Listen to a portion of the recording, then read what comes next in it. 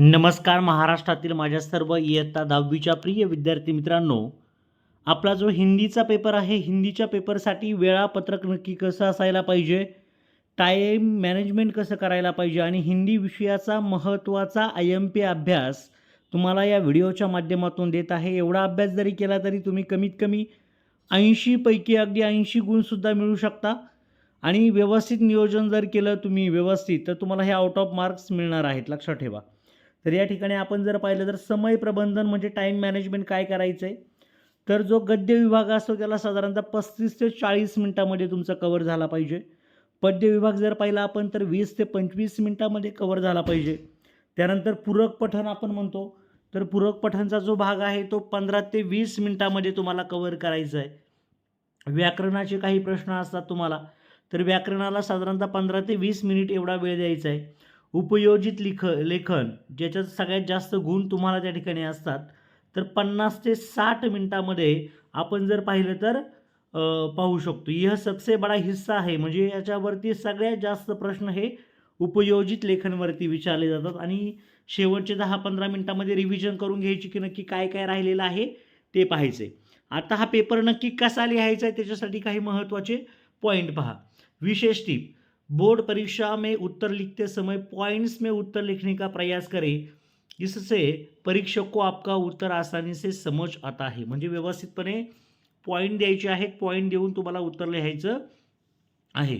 तर वेळेचं व्यवस्थापन देखील तुम्हाला दिलं आहे, ते पण पाहून घ्या. आता मेन जे मुद्दे आहेत जे की तुम्हाला IMP आहेत आणि परीक्षेला येऊ शकतात, अशा सर्व मुद्द्यांचा आपण अगदी काही वेळात अभ्यास करून घेऊया, जेणेकरून तुम्हाला उद्याच्या पेपरमध्ये 100% फायदा होईल याची मी 100% खात्री देतो पहा.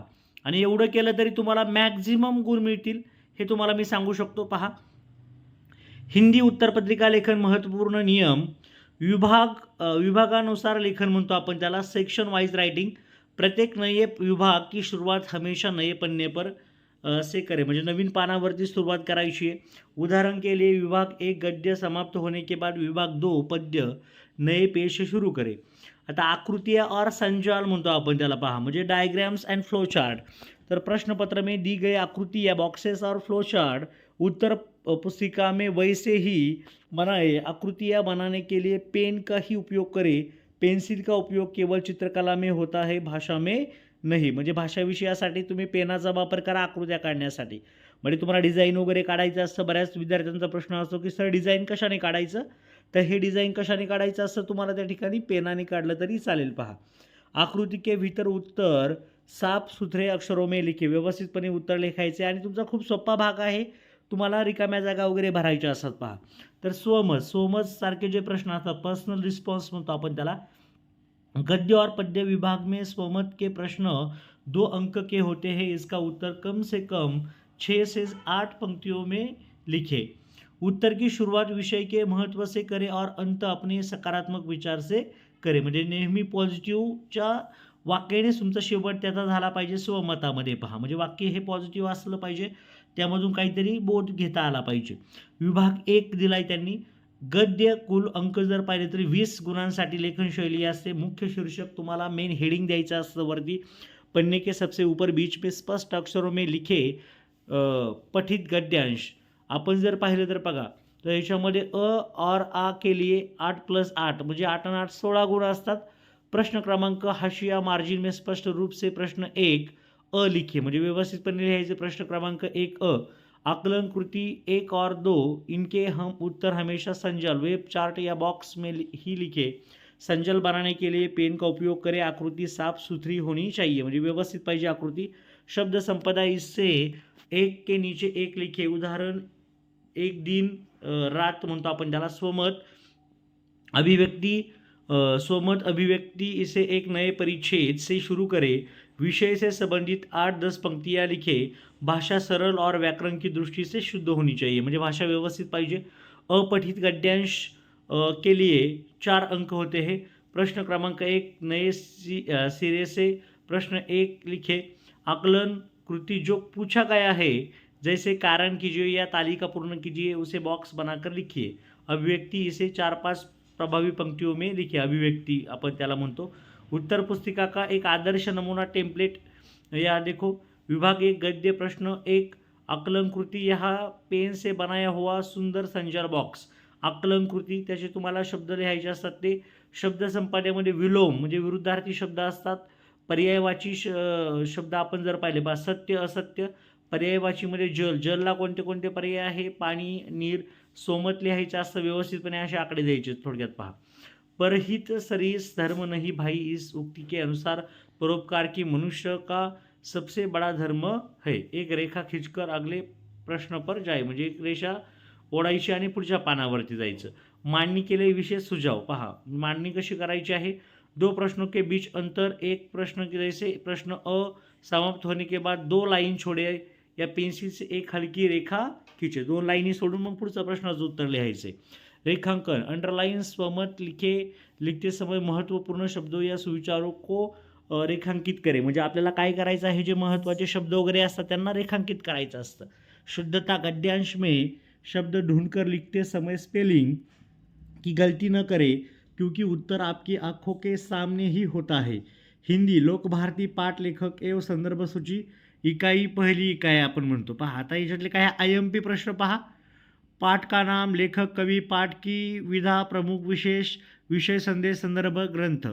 भारत महिमा, लेखक कौन आहे, जयशंकर प्रसाद. कविता, भारत के गौरवशाली अतीत का वर्णन, प्रसाद के काव्य. संदर्भ, लक्ष्मी, गुरुबचन सिंह, कहानी प्राणी मात्र के प्रति दया और जिम्मेदारी. ओके, प्रमुख विषय संदेश आहे. तर अशा पद्धतीने हे लक्षात ठेवा. वाहरे सक्सेना, राम नारायण उपाध्याय, हास्य व्यंग, अस्पताल की अव्यवस्था पर कटाक्ष. उसके बाद मन पूरक पठन, विकास परिहार, हाइकू, जीवन के छोटे छोटे अनुभव, गोवा जैसा मैंने देखा, विनय शर्मा, यात्रा वर्णन, गोवा की प्रकृति और संस्कृति का वर्णन.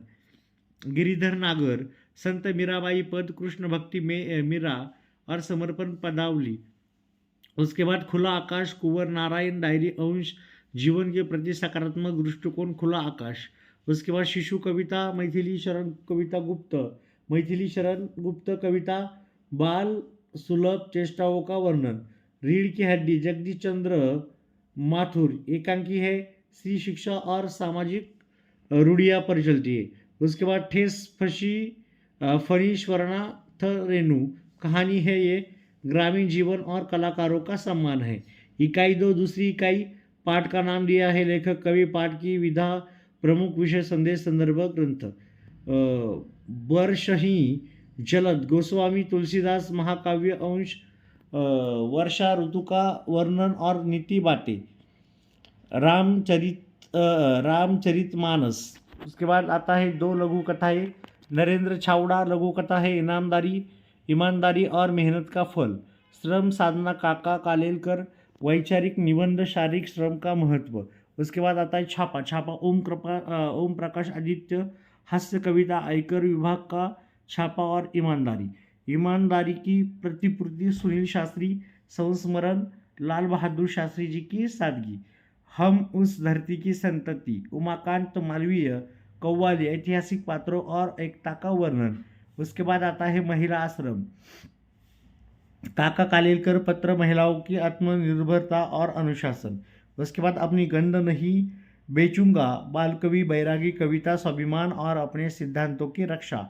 जब तक जिंदा हूँ, विश्वनाथ प्रसाद तिवारी, साक्षात्कार, अमृतलाल नागर जी के साहित्यिक विचार.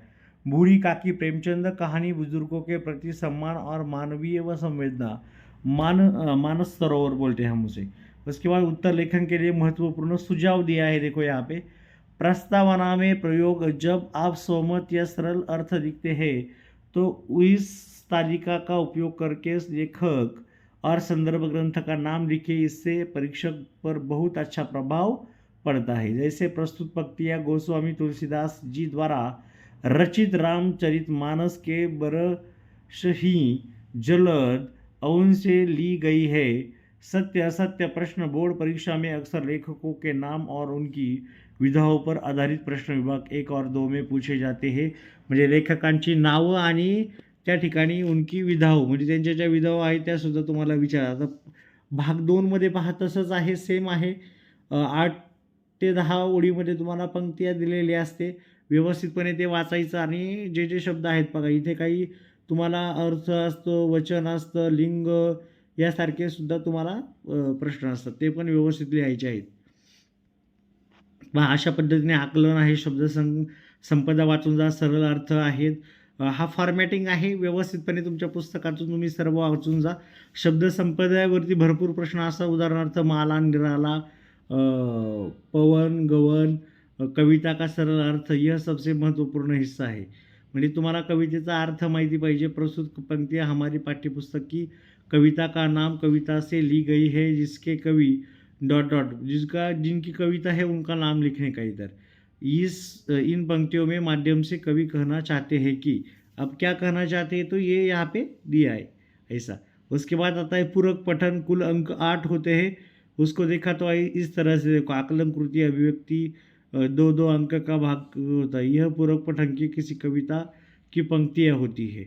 आकलन, कृति, कविता की पंक्तियों पर आधारित प्रश्न, अभिव्यक्ति, कविता के विषय या संदेश पर अपने विचार लिखना, उत्तर लेखन की प्रस्तावना कैसे तैयार करें, पूरक पठन में अभिव्यक्ति के प्रश्नों में पूरे अंक प्राप्त करने के लिए एक अच्छी प्रस्तावना बहुत प्रभावशाली होती है। उत्तर की शुरुआत इस प्रकार करें, गद्य के लिए प्रस्तावना। अभी इस तरह से प्रस्तावना लिखने का है। प्रस्तावना पहा कशी लिहायची आहे, व्यवस्थितपणे लिहून काढा। प्रस्तुत पंक्तियाँ पूरक पठन कविता का नाम लिखने का से उद्धृत है, जिसके रचनाकार डॉट डॉट है। इन पंक्तियों में कवि ने डॉट डॉट विषय का बहुत ही सुंदर वर्णन किया है। मतलब जहाँ पे डॉट डॉट है वहाँ पे किसका वर्णन किया है वो लिखने का है। ठीक है। उत्तर लेखन कैसे करें 2026 के लिए, मतलब अभी कल का जो पेपर है उसके लिए आकृतियाँ, पूरक पठन के प्रश्न छोटे छोटे हैं, इसलिए संजल वेब चार्ट या बॉक्स को बहुत साफ सुथरा बनाए। उसके बाद आकृति बनाने के लिए पेन का ही उपयोग करें, पेनाचाच वापर करायचा आहे। अभिव्यक्ति, पर्सनल रिस्पॉन्स, पूरक पठन की अभिव्यक्ति संक्षिप्त होनी चाहिए, लगभग 5-6 पंक्तियाँ होनी चाहिए, विषय से न भटके, सीधे मुख्य बिंदु पर आए। समय का प्रबंधन, चूँकि यह केवल 8 अंकों का विभाग है, इसे हल करने के लिए 15 से 20 मिनट से ज़्यादा समय न ले। उसके बाद लेखन की मांडनी कैसे करना चाहिए, लेआउट बोलते हैं हम उसे। नया विभाग हमेशा नए पन्ने से शुरू करें, प्रत्येक उत्तर के बाद एक लाइन छोड़े। एक नमूना है यही, यदि प्रश्न खुला आकाश पूरक पठन से है तो उत्तर इस प्रकार शुरू करें। लेखक कुंवर नारायण जी ने खुला आकाश इस डायरी के अंश में जीवन के प्रति सकारात्मक दृष्टिकोण रखने की सीख दी है। लेखक के अनुसार विभाग 4 आता है। देखो विभाग 4 में क्या है, व्याकरण है। व्याकरण को मैंने टाइम आपको दिया है, तो भाषा अध्ययन व्याकरण पे 14 अंक के आता है। देखो उसमें क्या क्या आता है, शब्द के भेद। आता तुम्हाला हे येऊ शकतं, व्याकरणाचे प्रकार, शब्द भेद, शब्द केवल भेद का नाम लिखे। अव्यय येऊ शकतात तुम्हाला, अव्यय सुद्धा व्यवस्थित करून जा। संधी येतात तुम्हाला, 2 शब्द जोडायचे असतात, मनोहर जसं की मन आणि हर। सहाय्यक क्रिया तुम्हाला त्या ठिकाणी ओळखायची असते। त्याच्यानंतर पुढे जर पाहिलं तर प्रेरणार्थक क्रिया कोणती असते ती पण तुम्हाला शोधायची असते। मुहावरे तुम्हाला येतात, कारक येतो तुम्हाला शोधायला। कारक लक्षात ठेवा की मेन वाक्याबरोबर जो भाग असतो तो म्हणजे काय नक्की कृती केली जाते, तर हा म्हणजे त्याला कारक असं म्हणतो। तो शब्द तुम्हाला मेन ओळखायचा असतो, कर्मसे किंवा कर्ताशी म्हणतो आपण त्याला। विरामचिन्ह वापरायचे असतात। काल परिवर्तन आहे, वाक्य के भेद तुम्हाला येऊ शकतात। वाक्य के भेदमध्ये आपण जर पाहिलं तर और, की, परंतु, दिखो तो, संयुक्त, मिश्र वाक्य असं तुम्हाला वाक्याचे प्रकार लक्षात ठेवायचे। वाक्य शुद्धीकरण तुम्हाला जमलं पाहिजे। उत्तर लेखन की मांडनी, स्पष्टता, व्याकरण के उत्तरों में काट छाट बिल्कुल न करे, रेखांकन, सहायक क्रिया, मुहावरों या मुख्य लिए शुद्ध किए गए शब्दों को पेंसिल से रेखांकित करें। विकल्प, मुहावरे या काल परिवर्तन में जहाँ अथवा और दिया हो वहाँ जो सबसे अच्छी तरह आता हो वही हल करें। एक के नीचे एक सभी 11 प्रश्नों के उत्तर एक के नीचे एक क्रम में लिखिए। बोर्ड परीक्षा के लिए विशेष प्रो टिप्स दिया है, देखो यहाँ पे इस तरह से आपको लिखने का है। उपयोजित लेखन में क्या लिखने का है, पत्र लेखन, निबंध लेखन, मुहावरे, विज्ञापन लेखन आता है। तो ये सब कुछ आपको अच्छी तरह से लिखने का है। क्या करें क्या न करें, हस्तलेख, हैंड राइटिंग आपको साफ और पठनीय लिखना चाहिए। काट छाट नहीं करना है, उत्तरों के बीच ज़्यादा काट छाट न करें। हाशिया मतलब मार्जिन पेज के दोनों तरफ उचित जगह छोड़े। यहाँ पे कुछ नहीं करने का है, उसके सामने देखो अनावश्यक विस्तार उत्तर को ज़रूरत से ज़्यादा बड़ा न करे। मुख्य बिंदु महत्वपूर्ण शब्दों या शीर्षकों को रेखांकित करे, ये अच्छा है। पेन बदलना, पूरी उत्तर पत्रिका एक ही रंग से पेन नीला या काला से लिखिए, एकच पेन वापरायचं आहे तुम्हाला। त्यानंतर उपयोजित लेखनामध्ये पहा, व्यवस्थितपणे पत्रलेखन करताना काय करायचं आहे, जागा सोडायची लेफ्ट साईडला, तुम्हाला जे लिहायचं ते ट्रिक समजून घ्या, व्यवस्थितपणे ते लिहायचा प्रयत्न करा। औपचारिक पत्रकार प्रारूप तुम्हाला माहिती पाहिजे, पत्रामध्ये काय काय पाहिजे, दिनांक, प्रति, जिसे पत्र लिखते हैं, पदनाम, पता, विषय, संदर्भ, महोदय, महोदया, संबोधन, विषय, विवेचन, मुख्य भाग, इसे 2-3 अनुच्छेदों में लिखे। पहला अनुच्छेद अपना परिचय और पत्र का कारण, दूसरा अनुच्छेद समस्या मांग का विस्तार से वर्णन, तीसरा अनुच्छेद कार्य करने की विनती। ओके, इस तरह से हम अच्छी तरह से पूरा पेपर लिख के आपको प्रेजेंट करना है और अच्छी तरह से कल का पेपर आपको देना है। ये पीडीएफ हमारे टेलीग्राम ग्रुप पे मैं शेयर करूँगा आपको, टेलीग्राम ग्रुप से भी आप ये कर सकते हैं। ये अच्छी तरह से आंसर लिखने का है और मैं अभी आपको बता देता हूँ की सभी सब्जेक्ट म्हणजे सगळ्या विषयांची उत्तरं किंवा महत्त्वाचे जे मुद्दे आहेत त्याच्यावरती मी व्हिडिओ बनवतो आहे, आपल्या चॅनलवरती तुम्हाला ते मिळून जातील। ओके, तर सर्वांना ऑल द बेस्ट आहे। चांगल्या पद्धतीने सर्वांनी अभ्यास करून जा, व्यवस्थित वेळेचं व्यवस्थापन करा आणि 80 मार्कांचा हा जो पेपर आहे तो व्यवस्थितपणे तुम्हाला काय करायचं आहे, लिहायचं आहे। इथे बघा, विचारात्मक, आत्मकथा, निबंधाचे जे वेगवेगळे प्रकार आहेत ते व्यवस्थितपणे तुम्ही पाहूनच करायचं। तर हे सगळे विचारलेले निबंध बघा, IMP निबंध आहे, सगळ्यांनी व्यवस्थितपणे हे निबंध पाहून घ्या। फटी पुस्तक की आत्मकथा आलेला आहे, एक पुरानी कुश्ती की आत्मकथा, एक किसान की आत्मकथा, नदी की आत्मकथा, पेड़ की आत्मकथा, विचारात्मक निबंध, रिफ्लेक्टिव, इसमें विषय के पक्ष विपक्ष और समाज पर उनके प्रभाव पर चर्चा की जाती है। विज्ञान, शाप या वरदान, मोबाइल, लाभ और हानि, आज के समय में अत्यंत महत्वपूर्ण, प्रदूषण एक गंभीर समस्या, यदि बिजली की न होती, स्वच्छ भारत अभियान, वर्णनात्मक निबंध, इसमें किसी स्थान, दृश्य या त्यौहार का सजीव वर्णन किया जाता है। मेरा प्रिय त्यौहार, नदी किनारे एक शाम, मेरा प्रिय खेल, अविस्मरणीय यात्रा, किसी पर्यटन स्थल का वर्णन, मेरा प्रिय कवि, लेखक। निबंध के लिए कुछ सुविचार, निबंध काय काय येतात रे, पर्यावरण के लिए वृक्षधारा के दूषण है करते हुए दूर प्रदूषण, हे सगळे निबंध आहेत, पाहून घ्या। ही निबंधांची तयारी करा व्यवस्थितपणे आणि तुम्हाला चांगल्या पद्धतीने सर्वचे सर्व लिहिता यावं, यासाठी सर्वांना शुभेच्छा। All the best, thank you so much all my dear, thank you so much. तुम्हाला टाईम मॅनेजमेंट मी मगाशीच दिलेला आहे। सगळ्यांना all the best, thank you so much.